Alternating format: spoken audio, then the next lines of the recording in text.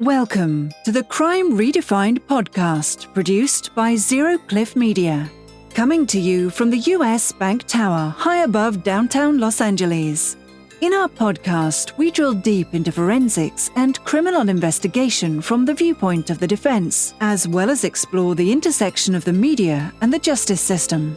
Thank you for coming back for the conclusion of our fascinating interview with Nikki Hevesy. As we do at the end, Dion and I will give our outro with our 2 cents. Enjoy. I guess it's a good time to talk about the GoFundMe that Brian put out, right? Yeah. I was going to say, obviously, like you say, we don't want to give too many details, but all your hard work, I don't want to say all of a sudden, but it seems to be paying off and there are some developments. So tell us what you can about the current status of the case and what the needs are. Okay. So the current status of the case in the last year. So after 11 years of Slim trying to get what's called discovery, and I don't know if your listeners know what discovery is, but these are things that you explain what discovery is, and then I'll tell you what happened, because you probably explain it better. What's discovery, Mehul or Dion? Well, it's basically the defense saying to the prosecution, give me all the evidence that you have, stuff that would be inculpatory and exculpatory, because we want to review it. We want to see what you're going to bring to trial or proceedings. And that is an exhausting process. I know in all of my cases, it shouldn't be like that, but it's pulling teeth to get all of that discovery. Right. What's you said exculpatory, which I know is...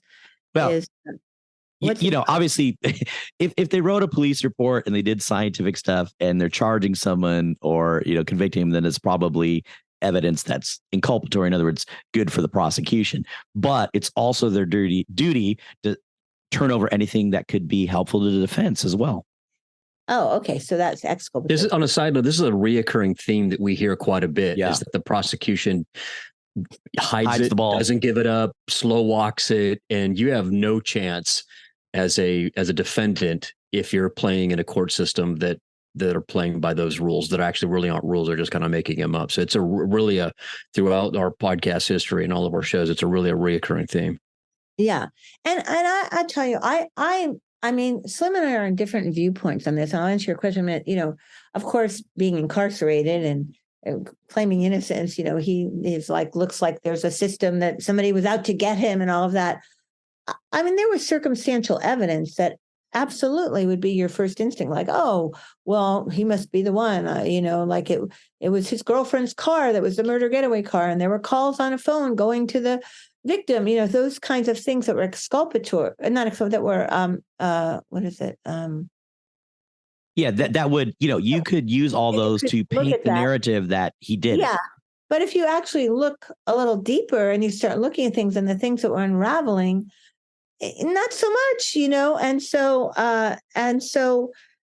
I think, there was somebody else's blood in the getaway car. I don't know if you know that, of course. Right. Slim's blood wasn't there. I mean, some of the things that were odd, we knew at the time of the trial that at the time of the incident, not the trial, when this murder happened, he was getting ready to go in for kidney surgery. And he had a tube coming out of his side, a nephrostomy tube, and a urine bag attached to his leg. So this getaway car, this alleged murder getaway car driven by one black male that crashed at 2 a.m, none of his fluids, bodily fluids, nothing was found in the car, but somebody else's blood is in the car. And you're like, wait, what? And so at the time, I didn't know enough about medicine or about nephrostomy tubes to understand, like I do now, how delicate they are. I mean, we now have talked to one of the top urology medical experts in the world, and who looked at this whole case and actually is an expert for him on a medical issue trial he has. And he said, this is like, wow, he says, almost impossible, like to have not, this would have been jarred. This is very delicate, to have not had any bodily fluids with this kind of a crash, an airbag going off. And then he would have been at risk. Like he would not be able, he would be in ER, Right, yeah. So, as he started explaining the medical stuff, that also I was like, okay, well, that's not likely it was him, so that's the kind of stuff that, really made me start looking a little more deeply at this. but back to, what was the question you asked? Like the current status, like what can you tell us about what's going on and what is needed now? Right. Okay. So what happened with the discovery? I mean, this guy, he's had every bad situation that could possibly happen. So like I told you, his trial attorney was disbarred. So there was a lot of discovery that Slim heard at one time. There were recordings, there were things that are exculpatory that would help support his alibi. And for him to just at this point say, well, here's an alibi with nothing supporting it. Well, who's going to listen to him? Yeah. So he has been trying to get this. So that lawyer turned it over to an investigator who happened to lose all the files from like L through, I don't know, not L, because whatever, from A through L, lost everything. And Good grief. Lost everything. So he's been trying to get discovery for 11 years with no. So one of the things now, and the Innocence Project had suggested that we do not have him present any alibi or where he was or anything until the supporting discovery evidence was there. And so we followed that in a presentation to the Conviction Integrity Unit, and that went over like a lead balloon. So finally, after all these years, Slim, who's currently sort of pro se, he was representing himself. I helped him. He wrote something called a 1054.9 motion, which is based on some new laws that if you're going to be putting in claims on newly discovered evidence, you could request discovery. So that went in March of 22. And the district attorney agreed to turn it over. He only wanted 7 items that were going to be exculpatory because he was concerned that if he requested the whole discovery files, that if there was one piece missing, it would take 2-3 years. Right. So that's what happened. So we put in, and I was arguing with him, like, you should put in for everything. He's like, I just want these 7 items. Okay. So I'm honoring him and helping with that. And then they agree to turn everything over, but they want to turn over the universe of evidence. So now it's been 17 months.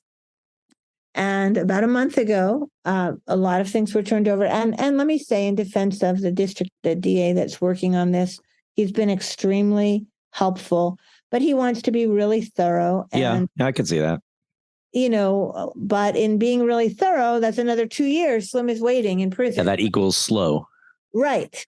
So things finally got turned over, but only part of them. There was some flood and I don't know, all these different issues that happened.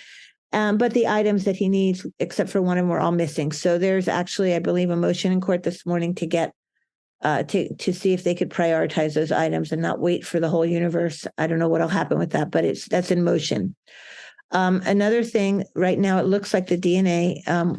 We're hoping that it looks like that's going to be being tested in very short order, hopefully within the next month. And so you know more about the DNA. Why don't you tell us about that, Mehul? Or is that not appropriate? Well, I'll tell you what, I'll go into it maybe in the outro of the case. I'll talk a little bit about it. But, Okay. There was testing done years ago, but now there's newer technology that can be used. And in fact, we had the president of MVAC on the podcast before.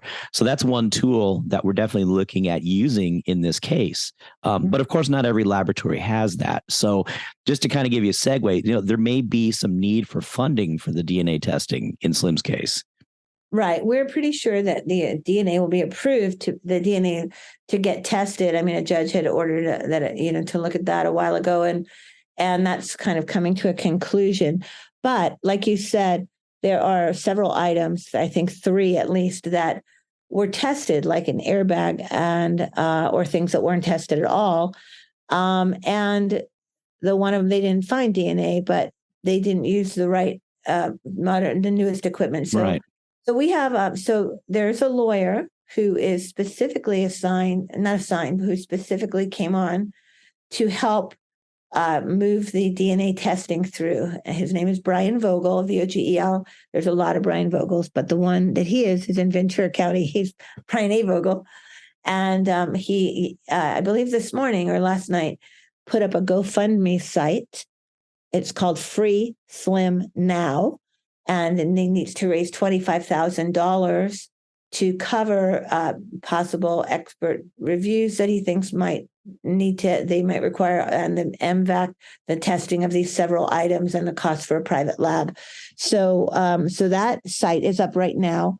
And you could go to GoFundMe. It's called Free Slim now. And those funds will go toward the expenses for that testing and any kind of, it explains exactly what it's going for. I think oversight of the LAPD that would want to watch it, or the DA that would want to watch it. You probably know more about that than I do. But anyway, so if anybody's interested in helping out, they could go to GoFundMe, look up Free Slim Now under Brian Vogel, and that's a place people could contribute and help. And there's a very short time on this, so we're excited. We've resubmitted an application to the Conviction Integrity Unit. We haven't heard back on yet, but what we're expecting to happen in very short order is that the DNA will get these funds. The DNA will get tested very quickly, and that will come back the way we expect it to, and that will then go in with the presentation of all the other newly discovered evidence that we have that corroborates everything that we're expecting it to come back with, and hopefully I'll get out of prison really quickly. That'd be amazing. And I can finish my documentary too. Yeah, right. You have the ending you want. Yeah.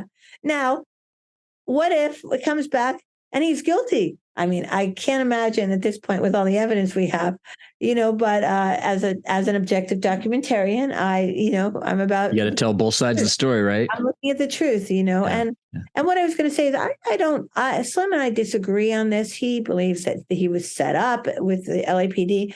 I think that they were, had in their mind that he was the killer and set out to prove it and pull the evidence. And so I think sometimes, from what I've read, what happens is there's a myopic view where people get tunnel vision. Yeah, we hear that a lot too, and maybe don't look at other things that are contradictory or could. Amen. They get locked in, and that's their guy. Yeah. So now, with a lot of the newly discovered, I pretty much could piece this whole story together of what actually happened, but won't, because I'm not going to speculate. I'm just going to, present what's there and hopefully have a lawyer come on and help with that. So that's where we are. Let's switch gears a little bit and talk about the project that you're promoting now. What was the inspiration for A Year to Life? Let me say before we go, the project that I just was talking about, Slim, it's called Inside Justice. Oh, okay, great. And it was called Inside Justice, Slim's Chance. But as I got deeper involved over my head, I've been keeping a journal, a video journal. So at one point I switched it, and now it's called Inside Justice Getting Out, which is a double entendre for both Slim getting out of prison and me getting out of this situation that I'm in over my head. That I feel like it's an assignment now that I need to complete, and I want to do it well and with integrity. And so it's a 6-part. Right now, we have enough material for 12 parts. I don't think there'll be an appetite for that.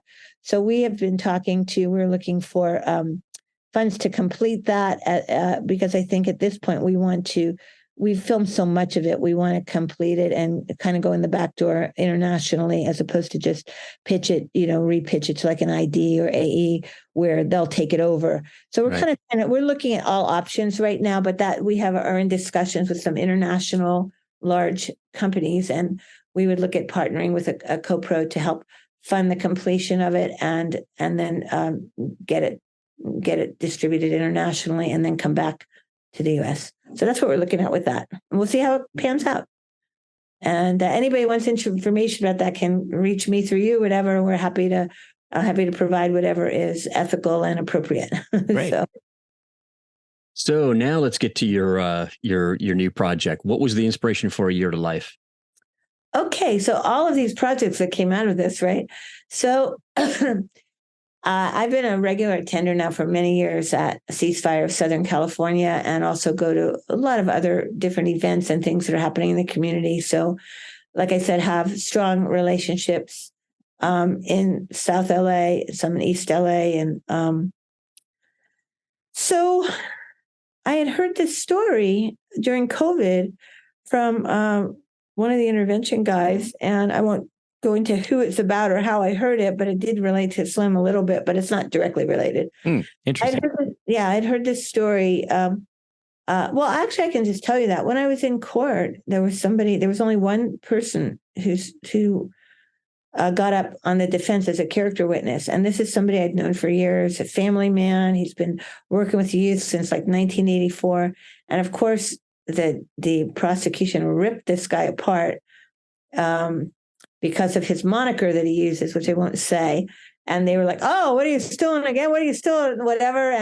And he, I guess, was not the best witness because he got very defensive. He's like, that can be a problem. He's like, "What? What's that like that?" Like he got real defensive, like that they were attacking him. And then all of a sudden it came out. Well, how come if you've been doing this for so many years, how come you were in prison for this for 6 months? And they brought this thing out. So it always bothered me. Like, why did this guy I don't want to give away the story of the movie. Right. We can't give a spoiler, but right. But anyways, so I heard, I was talking to somebody during COVID and they told me this story and it just stayed with me. I was like, wow, it's a story. I mean, what I can say, it's about a young boy, 11-year-old, 12-year-old boy and his friends who are having an anniversary celebration. And it's the anniversary of his mother's death a year ago. And it's what happens in the process of that, a choice that's made for him when one of the community leaders intervenes and makes a life-changing decision for him. And I did this film. So I'd been trying to think of something that we could do to elevate and pay homage to some of these street soldiers, peacemakers, crisis intervention workers, whatever you want to call them. And, I obviously have this series, but that's like a series, that's a long haul. And I heard this story. And at the same time, I have a friend who's a big TV writer, and she was on the board of this group. She said, "Oh, they have funds they're giving away. If you can write a little short script, like 8 pages, they'll fund your short film." I'm really? Like, "Oh, I've got a great story, done." So I called my friend Jamal because I wanted to make sure there was a Black voice on it because it's predominantly a Black story. And it's my story in the sense that I know the person, but it's not my story in the sense of the community and the voice. So, and knocked this out and wrote the story in like a day. And then they changed their mind. They decided they were going to film film festivals instead of short films. So now we had this script and this story. And then somebody else stepped forward and said they could put in some funds and they would fund it. And so we said, okay, so we started, but then 2 days before, whatever their funding source fell through and they could only give us $1,000. And we're like, well, maybe we should just take this out. We're all set up. It will cost us more to pull the plug on everything. Maybe, right. Film the half day with $1,000, whatever we have. Everybody's all in, and then take it from there. So that's what we did. But I got COVID. Our first AD wife got COVID. And oh my gosh! So you're filming this during the pandemic? Yes. Oh my gosh. And we're filming in Watts, where, with hundreds of $1,000s of equipment that was donated or given to us to use, of course, insured, but still, So it was supposed to be a 3.5-day shoot, but it took us 3.5 months to film it 1 day a month because every month something else would happen. So we just kept plugging forward, filming 1 day a month. And then by the time we got done filming it, our whole post-production team. So for those of you that don't know what post-production, that's like the editing, the music, the sound, everything you do after you film. And all the people the whole team that was on board, they all had gone on to other projects by then. So they had a little window of time. So it was sort of stop and start, but every time we stopped and started, what we came up with was better than before. Well, I mean, I saw the finished product and I wouldn't know that you had all those struggles. Yeah. Well, like, for example, the very last thing was doing the sound, what's called a sound mix. You're doing sound effects. You're mixing, cleaning up audio tracks, and then you're you're mixing with music, and and it's a pretty important thing in a film. I mean, the difference between amateur and professional, a lot of times when you hear the sound, it's a big deal. Big deal. It's everything. Yeah. So we had a guy who said he would do the sound because of the delays. He was on like 2 other TV shows, and it kept getting pushed and pushed. And so things were getting done by different people, and it was a mess. The sound, it was a mess. You can't even imagine what a mess it was. So I had put in to 4 film festivals. And let me just say, the name of the project I'm talking about is called A Year to Life. And it's a short 10-minute film with a long tail and a lot of opportunity for discussion afterwards. And then we also are shining light and got our website connecting to what we call our social impact partners that are the on-the-ground kind of grassroots organizations and individuals that are doing the work to break the school to prison pipeline, to keep kids out of the criminal justice system. Fantastic. Yeah. So what happened with the sound? So all of a sudden we realized the sound's a mess and he can't do it. And we had applied to like a handful of film festivals that would take it as a work in progress, because we already had what's called picture lock. We already knew all we needed to do was finish the sound and it was all set to do. Well, we get into these festivals. We get into 4 festivals, one in Italy, premiere in LA at LA Shorts, which is an Oscar qualifying festival. And now we have a screening date and we don't have any sound. And the sound for like 5 months. And we're like, oh my gosh. Well, it just so happened that day, Snowfall, which is John Singleton's series that was on FX, and then some of the people that also had come from Straight Outta Compton that were part of this group called Formosa Group, they wrapped that week. And they saw the project and they liked it. And so they all jumped onto it. 7 people from Formosa Group. We mixed at Paramount for 12 hours on a soundstage there. Between the group of them, they probably have 50 Emmys and Oscars. Whoa. So, how's that for falling forward? Right. So, but that happened with everything. That happened with the music. It happened with everything. So with our editor. So it really was the time it took to put it together was worth it because it came out better. Give us a little bit of behind the scenes. How did you go about recruiting for a project like this, and talk a bit about the main cast background? Okay. So we usually, when you're doing auditions, because it was COVID, Screen Actors Guild had a special, I don't know if it was just during COVID, but they had a special agreement that if your budget was under a certain amount, you could just pay the actors, work under a SAG agreement, and pay them, whatever they agreed to, or they could volunteer. So, and then the agreement is you're not selling it. We're not making a fortune on, if we do wind up selling it, we'll go back and renegotiate those contracts. Although this is probably a terrible time to be renegotiating contracts, but that was the understanding. And so because of that, we were able to do this under a Screen Actors Guild contract, which, put it on a professional level. And so typically what you do, you have a casting director, or you put out notices on what's called breakdown services, which goes out to agents, managers, and Actors Access, which goes directly to actors. So we got about, I'm going to say between 700 and 800 responses to the audition. No kidding. Yeah. People were desperate to work, I guess, during COVID.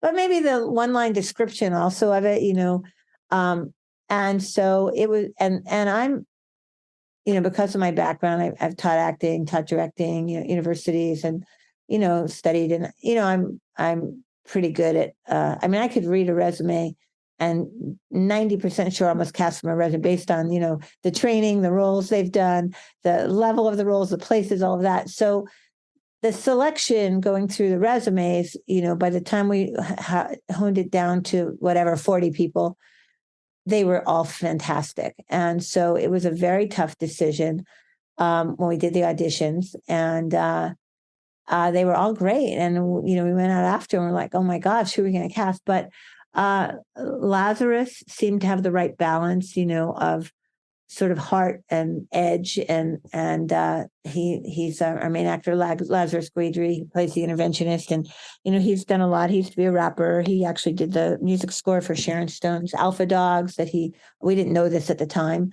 We actually used some of that in our film, and because he owns that. And he was in Straight Outta Compton. He was in the Biggie Big Tupac. He's done a lot of work and very talented. And so that's him. And he actually also had been incarcerated as a youth for a short time in New Orleans. And so I didn't know that, of course, when I cast him. And so he had a special heart for the topic. For sure, yeah. So that was him. And then some of our other actors that you haven't met, Taze Mendez and Tony Nevada, that they played police, and they were both fantastic too. And we kind of went with a very minimal, kind of neutral. We didn't want to take the focus off the story and make it, that was during Black Lives Matter at its height with all the police shootings in the cars. And so, if we put too much into that part of the story, it would have taken the story in a different direction because there was already so much anger at, police brutality in communities of color. So we kind of went neutral with that. And we had Stinson Brown, who's a retired police officer that actually wrote the curriculum for the intervention. And he's, do you guys know Stinson Brown by any chance? No, I haven't heard that name before. Oh my gosh. So this man, he's a Black police officer. His son was murdered in one of the Crip territories. And he felt that for his own well-being and also for the good of the community, that he needed to go back and work in that area and forgive the people that killed his son and make sure it didn't happen to anyone else. So when he was on the police force, he had a special mandate that if he saw a kid that was committing a crime or was doing something, he had the option, if he felt that he could turn them around and make a difference in their life, that he didn't need to arrest them. So he had like all these young people, he'd take them for donuts. He'd hear somebody, they'd see intel like on the internet about somebody that was involved in, not good stuff. And he'd reach out to them and, kind of become like a surrogate dad. And he had a very unique role. And he also wrote the curriculum for the LAPD training to learn how to stand back and let the community policing happening. So I knew him for several years. So he consulted on this film. And of course, a lot of people feel like the police are too nice. We just kind of went with neutral. That's good choice. Yeah. And then Mehul, he plays a cellmate, Mehul Stevens. He's been acting for like 23 years, but prior to his acting, he was incarcerated for 10 years in New York City, or New York, not New York City. And again, well, we didn't know that, but you could tell from his reading. You saw him at the Q&A, right? Yeah. He was an interesting character. He was in a lot of well-known rap videos too, wasn't he? Yes. Yeah. He was a rapper and he does a lot of stuff he works a lot in the community here with the kids. And he was fantastic. I mean, when I first auditioned, I was a little nervous because he's like 6'6" and he's, pretty overpowering guy and a huge personality. And I'm like, how is he going to be to work with, But he was so great. I mean, he would be like, he'd show up on stage, he's like, I got 2 changes of clothing and I got some, because it was COVID, it was like a ghost town. So we're like going to drive around the community and it's like nobody's anywhere. Everything's closed, And so he would like get people out. He's like, oh, I got this person I know in the store. If you need to stage a robbery or something, like he was very open. He was great to work with and very talented. And I think he's got a podcast called Mr. Real to Real that he does and talks about, working in Hollywood as an ex-convict or prisoner. And what else? And then we had the 3 kids. So that was the hardest thing to cast. We only had 7 people apply to audition for that. Now, I don't know if that was because it was COVID and parents didn't want their kids out, or if it was because in the log line, it looked like it, might be like tropes about, criminals. Yeah, right.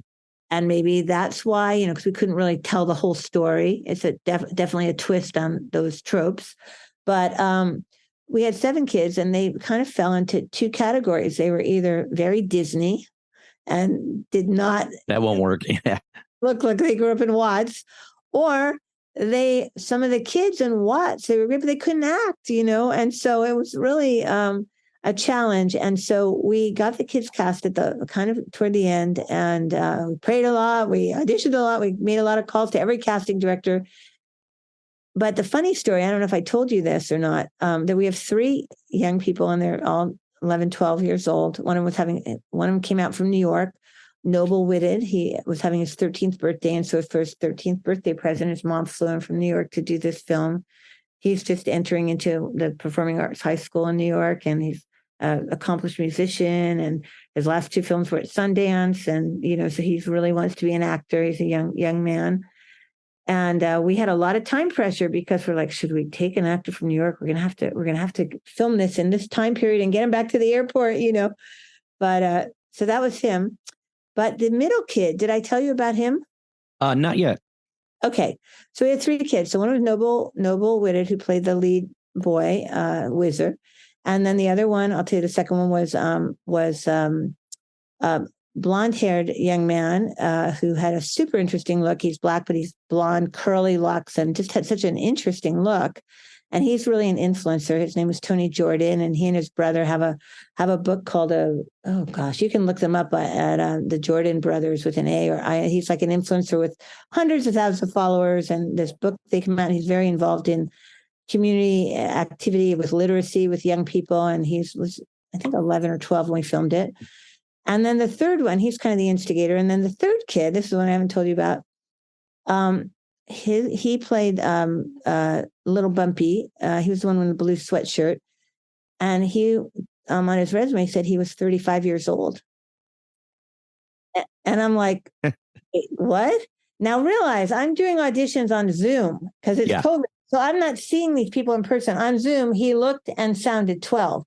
But I'm thinking, what if he's got like a man body? He does a lot of stand-in work, like at Warner Brothers and different places like that, like for kids and stuff.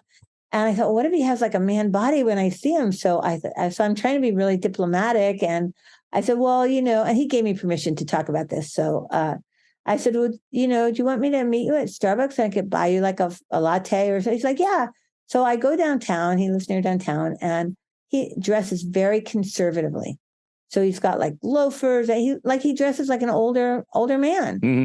And I'm thinking, okay, well, I know he's 35. Like I don't trust my judgment.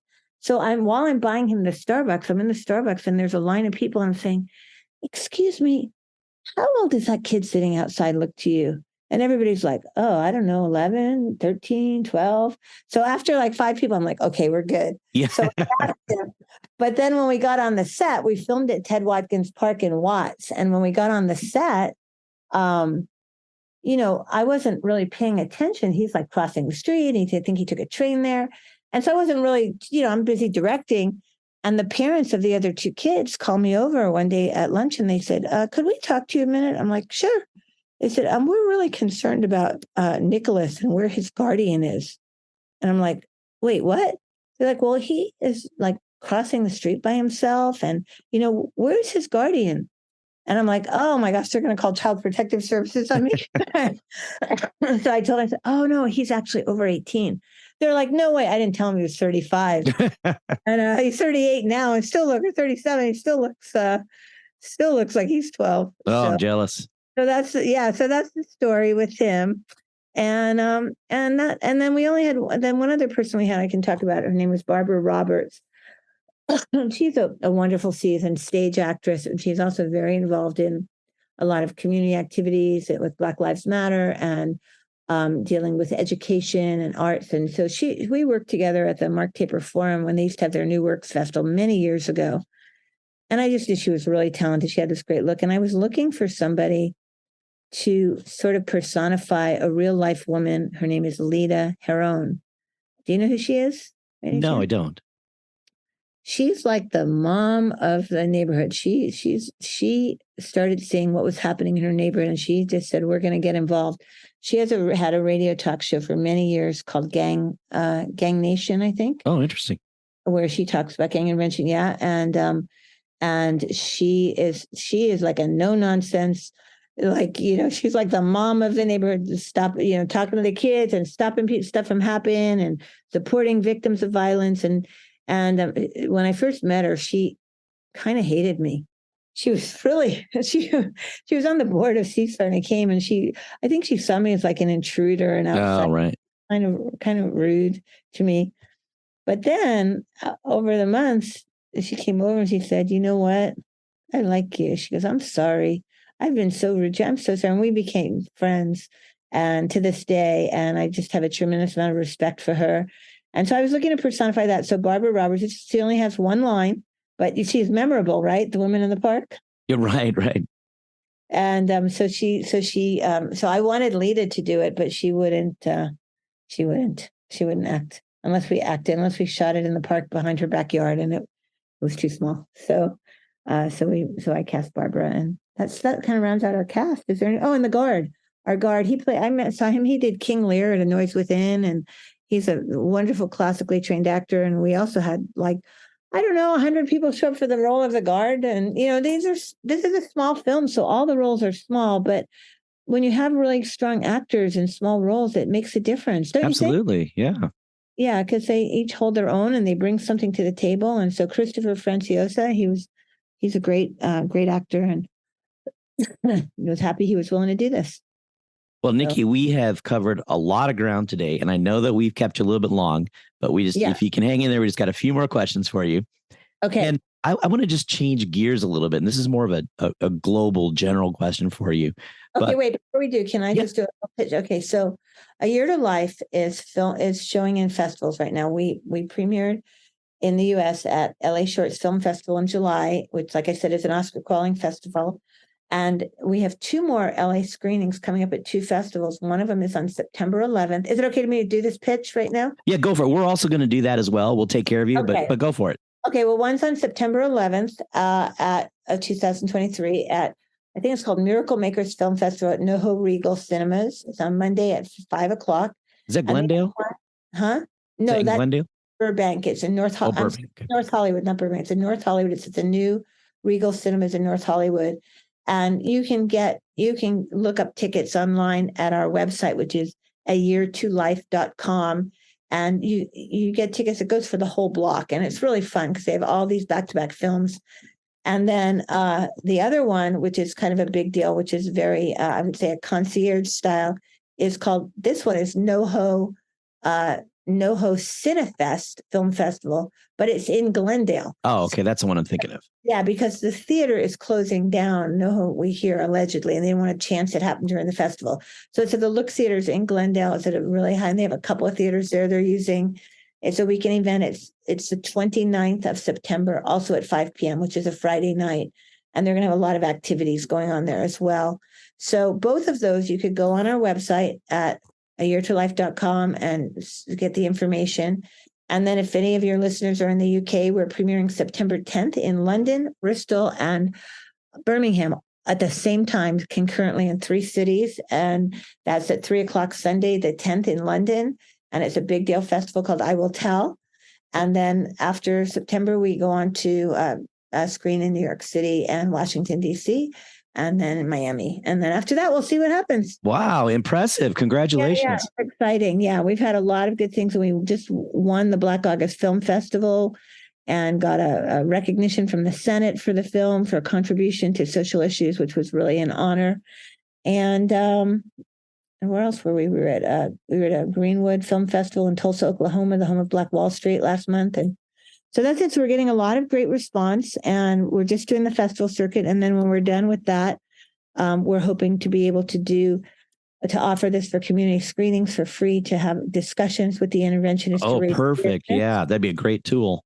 And then a lot of the intervention people want to use it in some of the schools like Jefferson High and some of the middle schools as a sort of a teaching tool. So it's got a long tail once we're done with the festival circuit. And that's it. Okay, now I'm done. Ready for a new topic. Okay. All right. And this is really my final question. It's just a big picture question. Really has nothing to do with anything else you discussed, but we're a true crime podcast. Obviously, you're dealing in true crime. And I'm curious, this genre has grown and it's morphed, and, in some cases, I guess it's went in the gutter. But, what is your opinion on the current state of true crime in the media? I mean, do you think that it's become too exploitive? Well, here's what's happened. Yes, and yes. Okay, so here's what's happened. Because a lot of things have happened in the media, just in general. So you now have streamers, and you now have options where, whereas before, like at one time you had 3 networks and 2 cables or whatever. Now you have hundreds of options, hundreds and hundreds. So on the one hand, it's great because anybody can get in. You can go around the system. But on the other hand, the bar of what's considered premium content is so high that on crime, people are like, well, how many murders happened? Were there 5 fires and 20 murders? And so it gets more and more exploitive and sensationalist to get that wow. Or is there a celebrity? Like did a celebrity kill somebody? And so it becomes sensationalized in that way because everybody's trying to cut through the huge amount of content in general and the expansion of true crime. So yeah, so that's what's happened. So yes, I do think that, people get more and more sensationalized. And then also, well, they don't just want one story, like they want to have 5 seasons and 20. Yeah, the headline has to become bigger and bigger. Yeah, and that's because of the state of the industry. Now, everything's going to change drastically when these strikes settle. And I don't know what things are going to look like, because of AI right now. Some of the issues that are being dealt with in the strike is the fact that, now writers are being replaced with AI. And AI is like a conglomeration of, hundreds of people's copyrighted work. And so how do you sort through that, replacing human beings with computers? And so that's one of the issues on the table. And then the other issues has to do with the fact with the streaming residuals that now people are not getting paid. That people are taking the work and then just making millions, billions of dollars, but the writers aren't getting anything. So there are things on the table now when this settles that are going to change drastically, and it's not going to be so easy to just scoop up and sensationalize. And so we'll see what happens, how the market changes.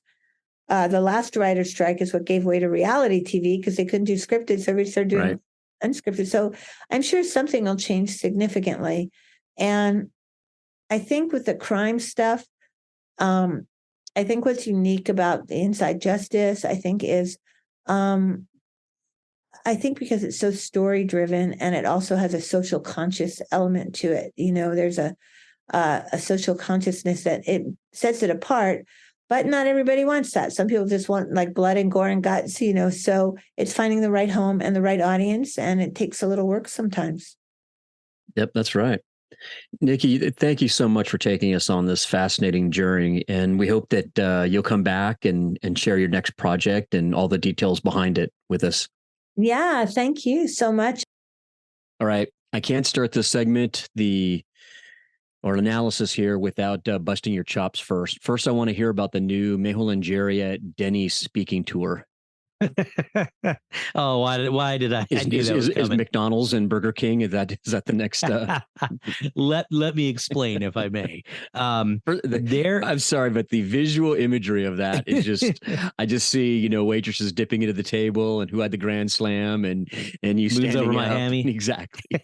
All right, man, give it to me. All right, so in LA, the Main County Jail, Men's Central Jail, is about a block away from a Denny's. And so it's actually the perfect place for those of us in that business to meet. Very often I'll meet investigators there.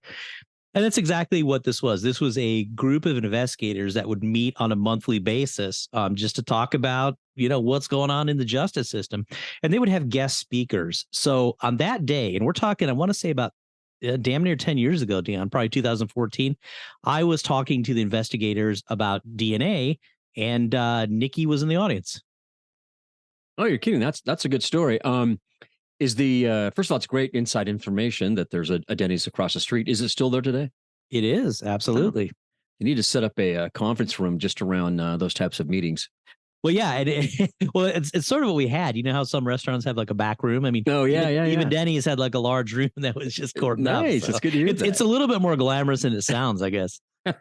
Yeah, because it doesn't sound very glamorous. Yeah. Here's my co-host here and Beverly Hills DNA expert serving up some entrees at Denny's is pretty funny. So tell me about your role in the Slims case. Well, it really started from that talk. So afterwards, Nikki came up to me. I'd never met her, and she was telling me about this case and said, "Hey, can I send you some information? I want to see, I think there's some DNA testing that could be done here." So, ultimately, I've been working with her for like 10 years on this, looking over all the discovery, looking at the evidence, trying to determine, first reviewing, there was DNA testing done back in 2010-ish. But, there are things that weren't tested. There are things that could be better tested now. And Nikki talked about a presentation to the Conviction Integrity Unit in the LADA's office. I actually participated in that and talked about the DNA. And then ultimately, not unlike Jane Dorotich's case, I wrote a lengthy declaration about how and why certain things should be tested. I described some of the new technology, plugged to Jared Bradley's MVAC. And as Nikki said, we might actually be getting to the point of testing this DNA to kind of see what's what. So you're really kind of from the outside looking in, like a major player in this case, because she's really, I mean, obviously she's on the entertainment side, but this is what you do, and really providing her with some valuable tech insights to the DNA. Yeah, tech insights and just a little bit helping her navigate through the LA justice system as well, because she didn't go into this thinking that she was going to be sort of a investigator / pseudo attorney, all of that. So I've worked with her and also the attorney that she mentioned as well. And it's been a long haul, but, hopefully we'll get somewhere. I mean, basically there's two different crime scenes. There's where the gentleman was shot. So you think about it. Okay, well, what evidence could be on his body that could be tied to the perpetrator? And as you heard, there was a car crash. So presumably the perpetrator was speeding away and crashed. So a big question in the case is who drove that car? So you can imagine you would look at things like the steering wheel swabs. I think there was a swab of like the gear shifts and the keys and the airbags. And there's items in the car as well. On top of that, sort of in between the two scenes, there was the murder weapon, the gun. So the question is, whose DNA is on that gun? So I really think that DNA can have a big role in this case.